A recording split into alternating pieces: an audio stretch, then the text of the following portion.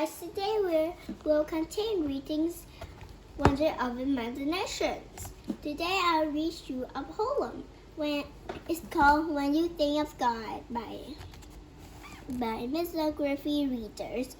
When the stars at set of sun watch you from on high, when the morning has begun, think the Lord is nigh. All you do and all you say, He can see and hear. When you do and when you play, think the Lord is near. All your joys is the grips He knows, counts each falling tear. When to Him you tell your who's, knows the Lord will be here. Okay, now I'm going. Wait a minute. Okay. Now we don't need to read about what to watch for, because I know you all know it already. So now I blend in with the character. So I will sound their names. Okay, the copper and the fairy master. One summer morning, a fairy master was waiting at the bank of river with his boat. Every day he took people from one side of the river to the other. But the people did not like the fairy master. He was greedy, and his fares were much too high. A copper was walking to the ferry that morning. Over his shoulder, he carried a large bag with his tools and beautiful things he had made. Copper. Hello, good sir. May I ride your ferry across the river? Oh, of course, my man. And where are we going this fine morning? I need to go to town. My wife and I have a new baby girl. A baby? Then why do you need to go to town? I have made beautiful cargo for our little daughter, but it has no soft quilt to keep her warm. I need to buy one in town. Oh dear, I am so sorry. If you were going to work in town, it would cost only 3 coins to ride my ferry. But since you are going to buy something, it will cost 6 coins. 6 coins? That is very high price. I have only 6 coins in my pocket. But there are no boats, and I must get across. The carpenter gave the ferry master his 6 coins, and the ferry master had his 6 coins, and the ferry master rowed the ferry to the other side of the river. When the carpenters stepped upon the other bank, he thanked the ferry master and hurried into town, leaving the ferry master to count his money. As the carpenter walked toward the town, people smiled and greeted him. His kind, generous had won their friendship and trust, and they were happy to see him. The first place he stopped at was a toy shop. As he walked inside, he saw a cheerful man kneeling on the floor, hearing a fun puppet. The carpenter laughed, and as the shop owner stood and held out his hand, still wearing the puppet. Welcome. It's good to see you again.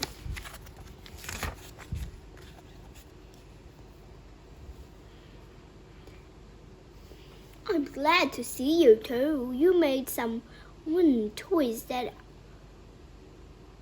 I've made some wooden toys that I would like to show you. Toy. Oh, good. Let's see them. This is the rattle for a baby. I painted it red and blue. It is a fine rattle. What a fun noises make. What else have you bought? I also have this top. Watch, I just hold it straight on the table and just give it a twist. It spins, you see. What wonderful toys and so well made. Copper, I would like to buy your toys, but I have no coins. However, I do have some good strong boards behind my shop. Will you trade your toys for them? I do not think I can buy a warm quilt for my little daughter, Will Lumber, but that is a fair trade. Okay, I'll do it. Thank you. The toy shop owners and the carpenter shook hands, and the carpenter walked down the street with his bag over his shoulder. Where? Oh.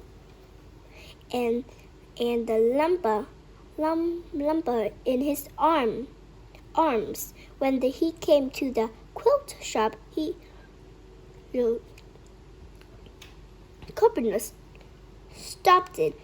There in the window was the most beautiful quilt he had ever seen, and it was just the right size for his baby. Laying his lumber down, he walked into the sunny shop. A lady was working at the sewing machine. Scraps of brightly colored fabric covered the floor around her. Quickly rested from her work, and seamstress smiled as she greeted the carpenter. Oh, what can I do for you, sir?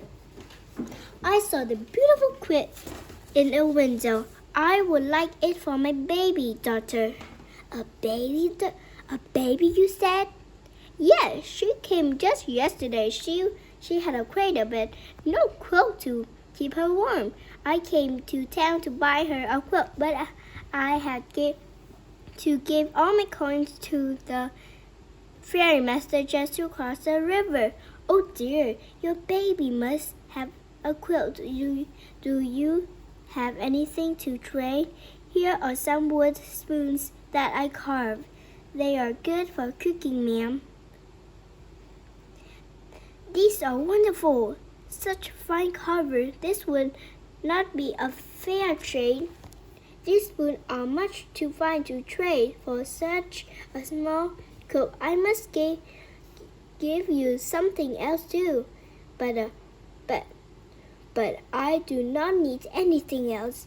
I must have something else I can give you. I know I have a wooden in my barn. It's good wood. Maybe you could carve something out of it.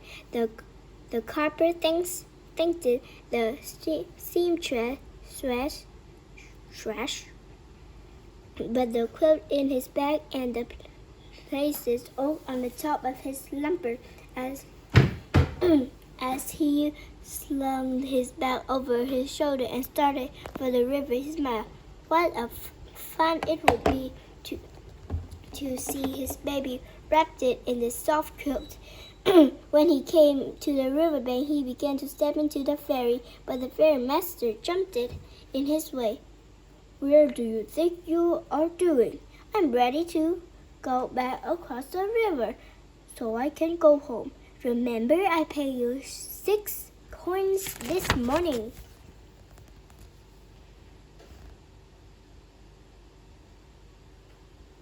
You must pay me 6 coins each time you cross the river. If you want to cross now, you must pay me another 6 coins. Another 6 coins? I don't have even 1 coin. Well, I guess you will have to find a way to get across the river. The ferry master chuckled. He knew there was no other way for the carpenter to get across the river. The carpenter would have to stay in town until he could get enough money to pay for another ferry ride. The carpenter slowly walked it along the riverbank. He sat down and watched the water with his head in his hands. How could he get home to his wife and new baby? Suddenly he had an idea. He reached into his bag and found his hammer and nails. Carefully, he laid the board side by side. Hours later, the ferrymaster heard something moving on the water. As he spun around to look, he was amazed to see the commoner rowing across the river on a fine new craft. "What are you doing?" "I found my own way across." "Thank you for the idea, ferrymaster." It wasn't long before people were asking the commoner to take them across the river on his raft. They paid him whenever they were able, and he was always kind and fair to them. The greedy ferrymaster learned an important lesson. We can find in Proven 28:6. Better is a fool that walked in his uprightness than he that is persuaded in his ways through mistakes. Rich.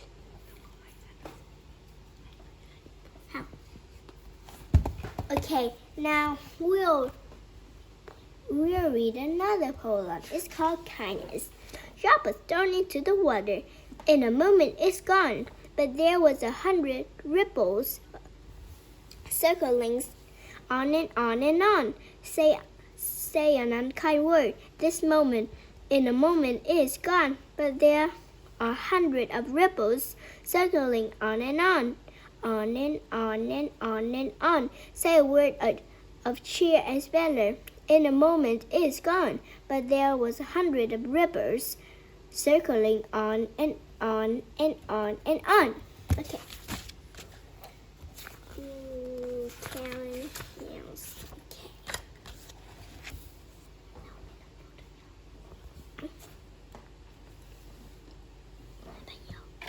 Wait me.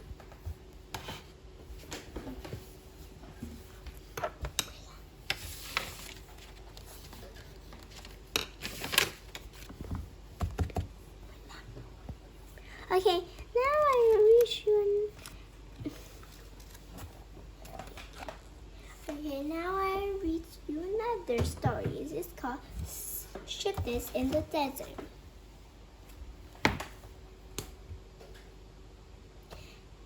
Have you wondered why the camels has hump or it's okay?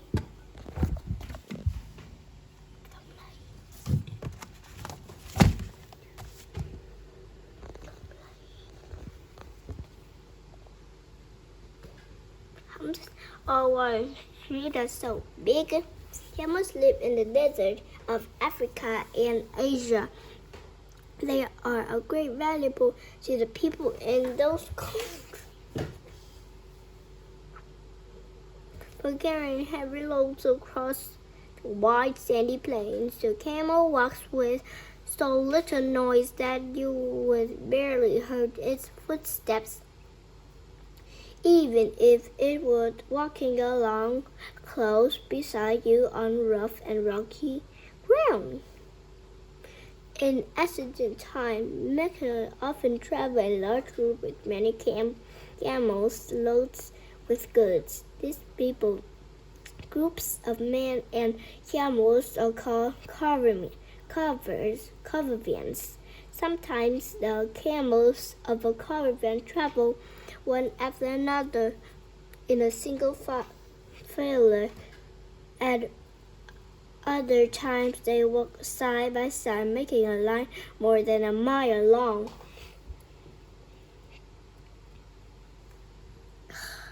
Like many other animals, camels are said to be fond of music, and when they become the caravans are often led in the guide by the sounds of bells. When the music of the bell stops, all the camels stops. When the music begins again, they move forward because of the heavy loads camels can carry. They have earned the nickname ships of the desert. I think that the bells like it is here or in a camel feet. Here, yes, here. But what makes a camel unique? God made every part of the camel with a special purpose. The camel is a large animal, bigger than a horse. It cannot run quite as fast as a horse, but since it is built for survival, it can run for much longer. The camel's stomach can hold a large amount of water. It can carry enough water to last 4 or 5 days. Sometimes it goes 9 or 10 days without drinking water. Some camels have 2 humps on their backs, others have only 1. These humps are made up mostly of fat. Because of this hump, the camel can live for months without food. Camels eat coarse herbs, thorny shrubs, and the leaves and branches of trees. They will also eat beans, dates, and barley cakes when they can get them. When the camels go a long time with very little food, the humps on their backs become smaller and smaller until they almost disappear. The feet of a camel are large and wide. Thick pads or customs line the bottom of the feet. These pads are covered with a hard skin to help protect against the hard sand of the desert. Large overhanging eyebrows and very long eyelashes protect the camel's eyes from the light and glare of the sun. The camel can close its nostril to keep out the desert blowing sand. The camel, amazing tale of survival in much a harsh climate, is proof of how created God is and how much He cares for His creation. You can see this. This is the feet of a camel. You can see how wide it is. Maybe it's 2 or 3 inches. Maybe in real life it's 3 is bigger because do you think it 5 or 3 pounds? You can see the bells here. They said in the other chapter, in this chapter, when the bell rings, the camels go, and when the bell stops, the camels stop. So they place the bell in the camel's,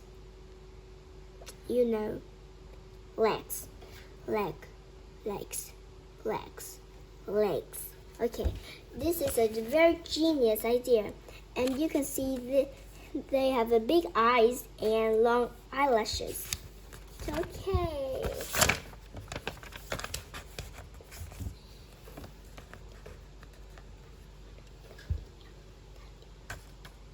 Okay, this is our quiz you need to think about. Like I will read and you guess and you will say the answer. Case. This one is, where does a camel store water? I give you 3 seconds to think. 1, 2, 3. Sure, you're right. Is it humps? How are the camel's eyes protected from the sun and the sand in the desert? I'll give you 3 seconds to answer. 1, 2, 3. Okay. How are the camel's eyes protected from the desert? It has long eyelashes that keep the dust from its eye. And this question. From your reading, which of these things is always true? A camel is the most useful way to travel in the desert. B, the camel can live for months without food. I will give you 3 seconds to think about it. Okay. First is a camel's useful way to travel in desert. So it must be not in desert. Sometimes it's like long desert, like a year of travel, or 9 months or 11 months. They say they can they can produce food for 5 to 10 days, and like a year, like a leap year is 366 days, and a normal year is 56 days. So they might die. This animals can live for months without food. This is true. Now I have you think about it. Have you ever wondered what a camel makes a good pet? I like the animal, and I would say yes. How about you? Because camels, like when you travel to desert, it's so hard you can barely make it through. A camel will carry you. Like when you keep it a little, they will trust and love you. Okay, bye bye.